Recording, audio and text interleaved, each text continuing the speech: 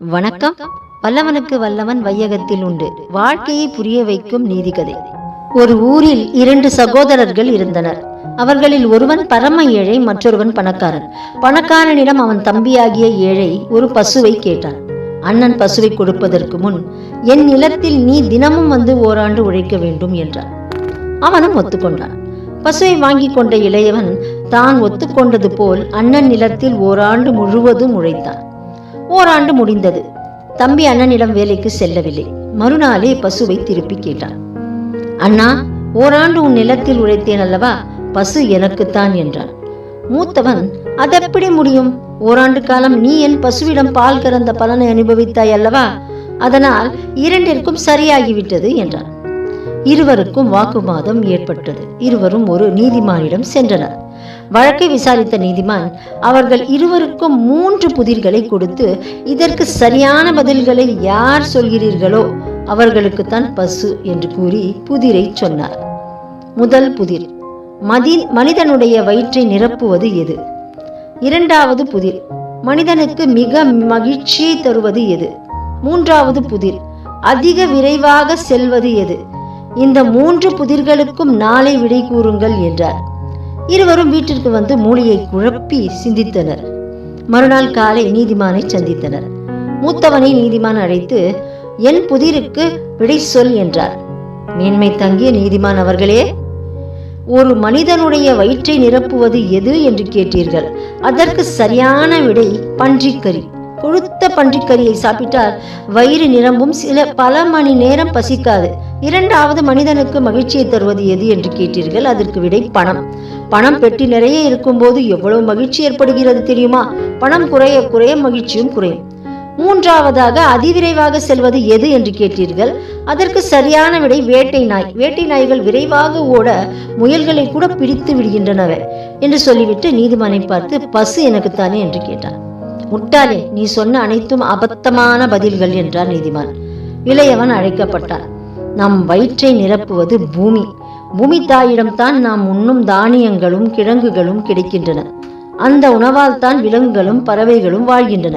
இரண்டாவதாக, ஒரு மனிதனுக்கு அதிக மகிழ்ச்சி தருவது தூக்கம். தூக்கத்திற்காக விலையுயர்ந்த செல்வத்தையும் மனிதன் விட்டு விடுவான். மூன்றாவதாக, அதிவிரைவாக செல்வது நமது சிந்தனை ஓட்டம். அது நாம் விரும்பிய போது விரும்பிய இடத்தில் கொண்டு போய் சேர்க்கும். இவையே சரியான விடைகள். இந்த பசு உனக்கே. பசுவை கொடுத்த பின் நீதிமான் கேட்டார், இந்த புதிர்களுக்கு உனக்கு விடை கூறியது யார் என்றார். என்னுடைய ஒரே செல்ல மகள் என பெருமிதமாக சொன்னார். அவள் என்ன அவ்வளவு விவேகியா என நீதிமான் கேட்டார். நீதிமான் இப்படி கேட்டதும் அந்த இளையவனுக்கு சிறிது பயம் வந்துவிட்டது. ஏதோ கொஞ்சம் என பயந்தவாறே சொன்னான். பல நாட்களாக எவரும் சரியாக சொல்லாத புதிரை அந்த இளையவனின் மகள் எளிதில் விடுவித்து விட்டாளே என்று நீதிமானுக்கு வியப்பு தாங்கவில்லை. அவளிடம் அறிவு திறனை மேலும் பரிசோதிக்க விரும்பினார். என் அளவிற்கு அவளுக்கு அறிவு இருக்கிறதா என்பதை பரீட்சை செய்து பார்த்து விடுகிறேன். அவளிடம் என்றுமே இல்லாத புதிய தலைக்கணம் வந்து சேர்ந்தது. நீதிமான் 10 அவித்த முட்டைகளை அவளிடம் கொடுத்து, இதோ இந்த 10 அவித்த முட்டைகளையும் உன் மகளிடம் கொடுத்து ஒரு கோழியினால் அடைக்காக்க வைத்து 10 குஞ்சுகளை ஓரிரவிற்குள் பொறிக்க வைத்து அதே குஞ்சுகளை அதே இரவில் கோழியாக்கி முட்டை போட வைத்து 10 முட்டைகளில் 3 எடுத்து அடையாக்கி நாளை காலை உணவிற்கு எனக்கு கொண்டு வா என்றார். தன் மகளிடம் சென்று அதை அப்படியே ஒப்புவித்தார். அவளது தந்தை தன் மகள் இந்த புதிருக்கு விட எப்படி சொல்ல போகிறாள் என்று கவலைப்பட்டார். ஆனால் அவளோ எதிர் புதிர் போட்டார். தன் தந்தையிடம் வேக வைத்த துவரைகளை அடங்கிய ஒரு பானையை கொடுத்து, இதில் உள்ள துவரையை நிலத்தில் விதைத்து முற்றியவுடன் அறுத்து எனது கோழி குஞ்சுகளுக்கு உணவாக தயாராக வைக்கும்படி கூறுங்கள் என்றார். அவருடைய தந்தையும் அவ்வாறு நீதிமானிடம் சென்று சொன்னார்.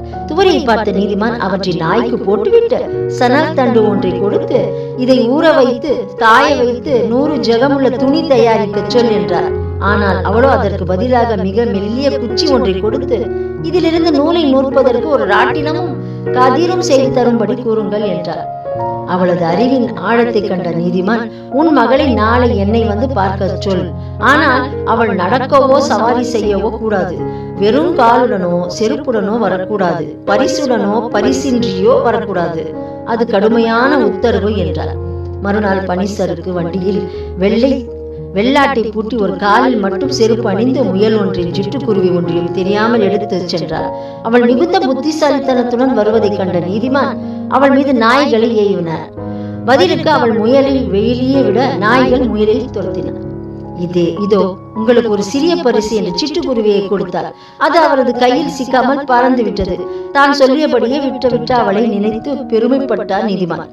அப்போது இருவர் வழக்கு ஒன்றை கொண்டு வந்தனர். நாங்கள் இருவரும் அடுத்தடுத்து 2 குதிரைகளை ஓர் இரவில் கட்டியிருந்தோம். 2 குதிரைகளும் அன்றிரவை குட்டிகளை ஈன்றன. அவனுடைய குதிரையின் குட்டி இறந்து விட்டது. என்னுடைய குட்டியை பார்த்து அவனுடைய குதிரை குட்டி என்றான் ஒருவன். அடுத்தவனை கேட்டதும் அவனும் அவ்வாறே பதில் சொன்னான். நீதிமான் 2 குதிரைகளையும் தனித்தனியே கட்டச் சொல்லி குட்டியை விடச் சொன்னார். குட்டி 2 குதிரைகளிடமும் செல்லாமல் தனியே ஓடிவிட்டது. அந்த தீர்ப்பை அவர் புத்திசாலி சிறுமியிடம் கேட்டார். அந்த சிறுமி குட்டியை கட்டச் சொல்லி குதிரைகளை அவிழ்த்து விடும்படி கூறினார். அவ்வாறே செய்தனர். தாய் குதிரை தன் குட்டியை தேடிக்கொண்டு ஓடி வந்தது. நீதிமானின் தலைக்கணம் குறைந்தது. தன்னை விட இந்த சிறுமி புத்திசாலி என்று ஒப்புக்கொண்டார். அவளுக்கும் வெகுமதி அளித்து பாராட்டினார். இதிலிருந்து உங்களுக்கு நீதி என்ன கிடைக்குதுன்னா, வல்லவனுக்கு வல்லவன் வையகத்தில் உண்டு. இந்த கதையின் மூலம் உங்களுக்கு கிடைக்கிற கருத்து என்னன்னா, மனிதனுக்கு ஞாபக மறதி அதிகம். அதனால் தான் அவன் பலவற்றை மறந்து தன்னுடைய தொடர்புடைய மட்டும் நினைப்பில் வைத்துக் கொண்டிருக்கிறான். அவன் நினைக்கிறான் இவ்வுலகில் மட்டுமே எல்லாரும் அவன் மட்டும்தான் வல்லவன், அவன் எதிர்க்க ஆளேது, வெறும் எண்ணமே நிஜமாகிவிட்டால் அப்புறம் உண்மைக்கு மரியாதை இல்லாமல் போய்விடும். 2 கைகளும் ஒன்று சேர்ந்தால்தான் சத்தம் வரும். அது போலதான் இருவருடைய பல பரீட்சை இருக்கும் போது தான் உண்மையின் சுயரூபம் தெரிய வேண்டும். வல்லவனுக்கு வல்லவன் என்று இந்த உலகத்தில் நிறைய பேர் இருக்கிறார்கள். இருவரும் ஒரே இடத்தில் தான் இருக்க வேண்டும் என்பதில்லை. எங்கிருந்தாலும் ஒருவனை மிஞ்சி இன்னொருத்தான் இருக்கவே செய்கிறான். ஏதோ ஒரு இடத்தில் இதை உணரும் பட்சத்தில் தான் கர்வத்தை வடிகட்ட முடியும், சுயநலத்தை ஒழிக்க முடியும். மனிதனாக வாழ கொஞ்சமெனும் இயலும். என்ன நான் சொல்றது உண்மைதானே?